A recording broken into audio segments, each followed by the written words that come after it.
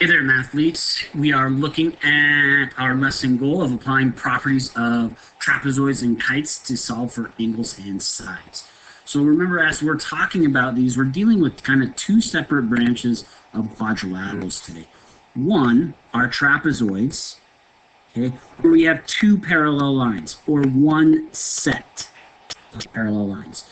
Notice we have two pairs or two sets of parallel lines for our parallelograms. We've been talking about those, but trapezoids, we just have one set here, okay? And the other two sides are not parallel, okay? If we have the two sides being equal in measure, okay, we're going to get our isosceles trapezoid. Okay? The second type of quadrilateral, notice we're coming off this branch, is our kite. The only specific kite that we're going to talk about, or the only specific quadrilateral with no parallel sides, is a kite. Remember, there's a whole slew of quadrilaterals out there that don't meet these criteria, okay, that don't have special names to them, okay? But the ones that we're talking about today are our trapezoids and our kites, okay? So some vocabulary for us for trapezoids. We should understand that the sides that are parallel, okay, are our bases. Okay?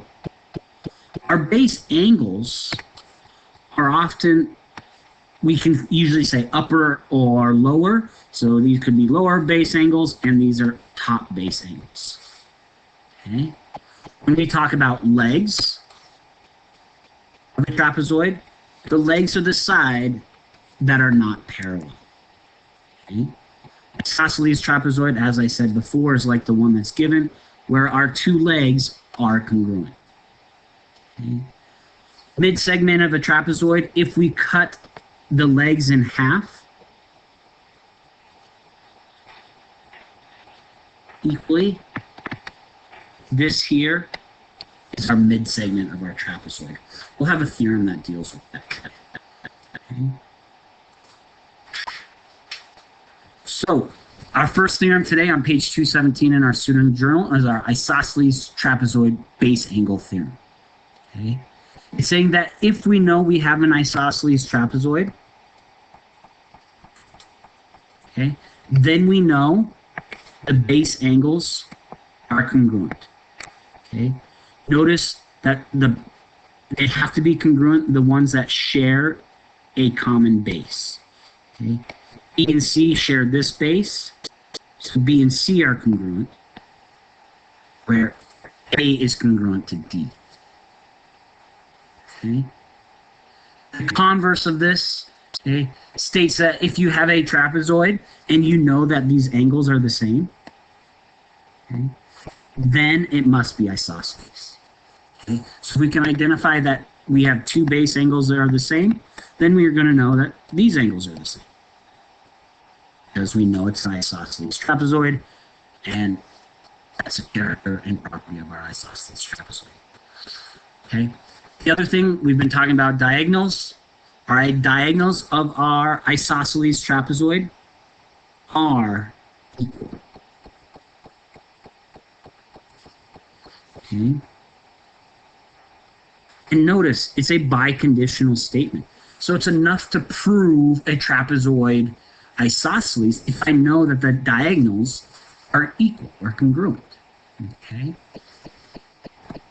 Next theorem's on page 218, our trapezoid mid-segment theorem. Okay. Notice our mid-segment equally divides, where this side is equal to this side, and this is equal to this.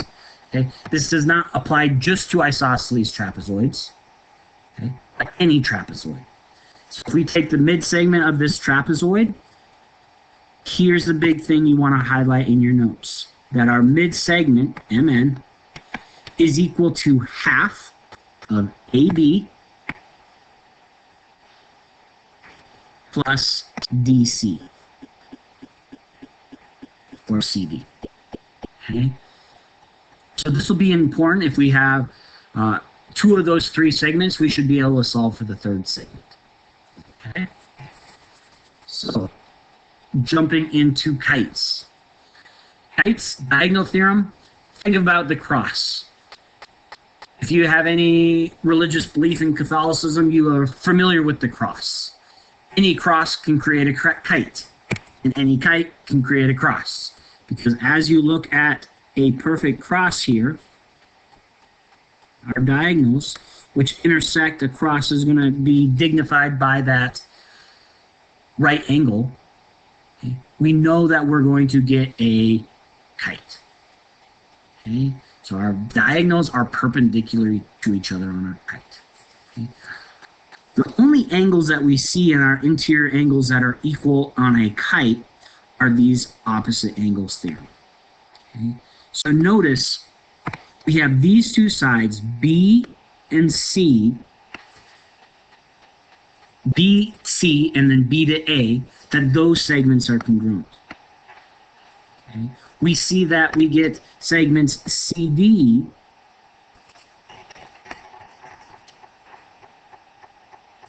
and segment AD, that those are congruent. The angles that are equal are across from each other. Okay? At where the green and blue lines meet. Okay? Notice we cannot say that angle B and angle D are not equal. The angle in between the congruent sides, okay, they're not equal. Okay? It's our other two angles, A and C, which are going to be equal. Okay?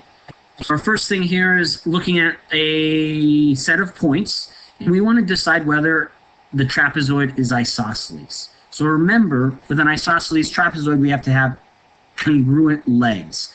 So the first thing I'm going to do is graph this. So 0, 3.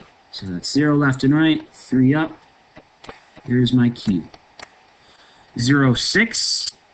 That's up 6. 0 left and right. So that is my R. Okay. My S, 2, 4, 6 is negative 6, 0. And my T is negative 3, 0. So the points have a lot of symmetry there. So my hypothesis is that it is an isosceles trapezoid. But we want to be able to show that, and then also find the mid-segment of that trapezoid. Okay? So as I look here, okay, I can see that this length is 3, and this length is 3. So yes, it's isosceles. I know that these are my parallel legs because the slope of RS is equal to the slope of TQ, which is a slope of 1. Up 1, over. Up 1, over. Okay. So now that I have that it's isosceles, I want to find the length of the mid-segment of the trapezoid. Okay.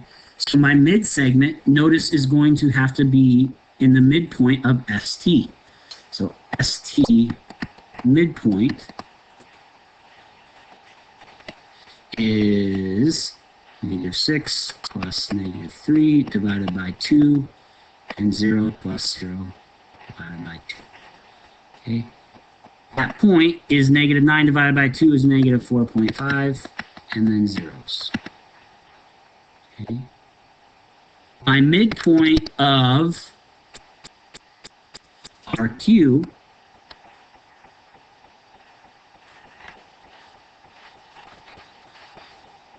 since I'm dealing with the same numbers, I can rationalize and say, well, that's going to have to be 4.50 positive because my y values are positive.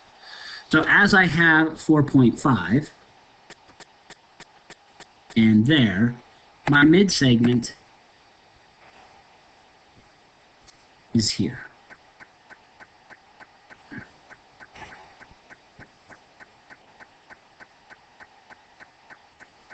Okay. So that segment in the purple is our mid-segment. So if I want to find the length of my midsegment, okay, I'm going to use my distance formula. Okay. So I have minus 0.5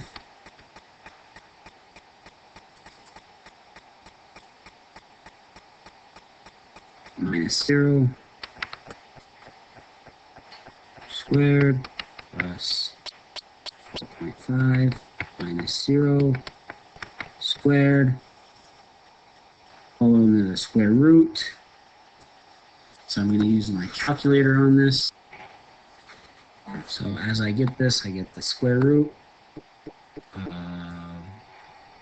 4.5 squared plus 4.5 squared, which is equal to, I can use my special right triangles, and I can say I know that this is the square root of 2 times 4.5, okay, which ends up being approximately 6.36. Okay. Exercise 2 here, we got to find angles K and L. Because I recognize that there's one set of parallel sides and the legs are equal, I know it's isosceles trapezoid.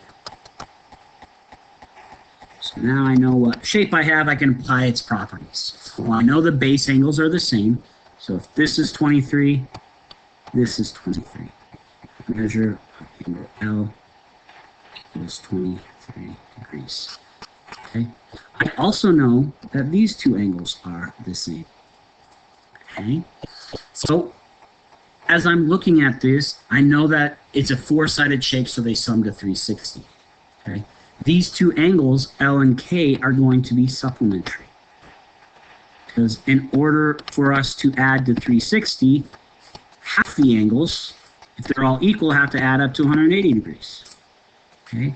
So the measure of angle K is equal to 180 minus 23, and we get 157. Okay. Number 3 here, it's on page 219 in our student journal. I identified that we have two consecutive sides that are equal, so we have a kite. Okay. So with this kite, I see that I have an angle of 130 degrees and I have an angle that's 90 degrees. What I know from my opposite angles theorem of the kite is that this angle, K, is equal to this angle, L. Because as we did in the notes, these two sides are the equal side. And it's these two sides are equal. That's where the two different colors meet. Okay? So I know that it's a four-sided shape, so all the angles add up to 360. So I can do x plus 90 plus x plus 130 equals 360. Flashing like terms, I get 2x plus 220 equals 360. Subtraction property of equality gives us that 2x is equal to 140. So x must be equal to 60, which is equal to the measure of angle L and equal to the measure of angle A. All right. On examples 4 here, notice that we are dealing with a trapezoid and its midsegment.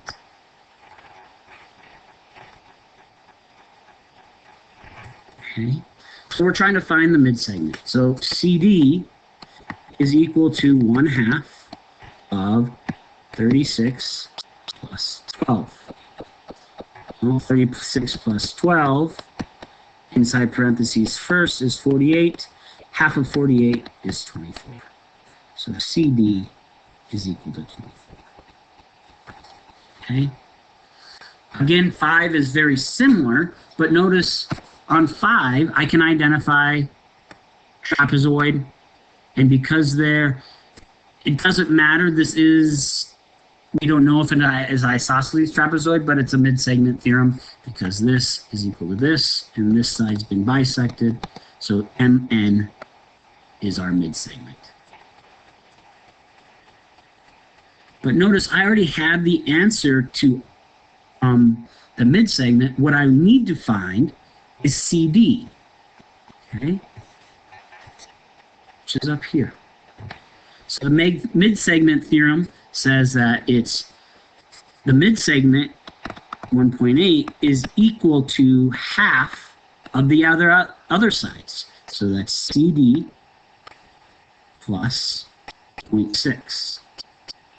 So the nice little algorithm that works every single time to find your find a side given your mid-segment is, we'll see algebraically. The first thing you're going to do is multiply your mid-segment by 2. So I get 3.6 is equal to, that cancels out the dividing by 2. So I know that the two outsides have to add up to 3.6. So CD plus 0.6 have to add up to 3.6. Subtraction property of equality tells me that 3 is equal to CD. Okay. In example 6 here, again, I recognize it's a trapezoid with my parallel lines. Okay, and again, I have my mid-segment. Okay, I have variables for all. I'm not scared. I'm a mathematician. Okay, neither should you be. Mid-segment, use your formulas. Our mid-segment is equal to 3x minus 2. And the theorem says it's 1/2 times the addition of the outer sides. So x plus 11 plus 3x plus 3. Okay, so following that same algorithm we talked about before, multiply 2 to both sides. Now remember, we need to multiply that entire quantity, so parentheses is nice. The reason this 2 is over here is just to cancel the 1/2. So we get 6x minus 4 is equal to, now we can collect our like terms. So I have 4x plus 4. Okay, so all we've done is we doubled our mid-segment. And now we're saying these outside segments have to equal double that, okay, by using our formula. So now let's get all our x's on the left side. So subtract 4x and add 4 to the right. And so to both sides, and we get 2x is equal to 18.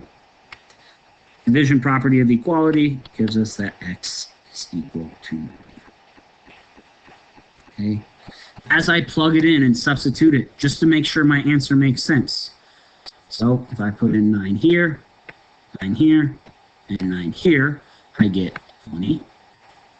3 times 9 is 27, minus 2 is 25.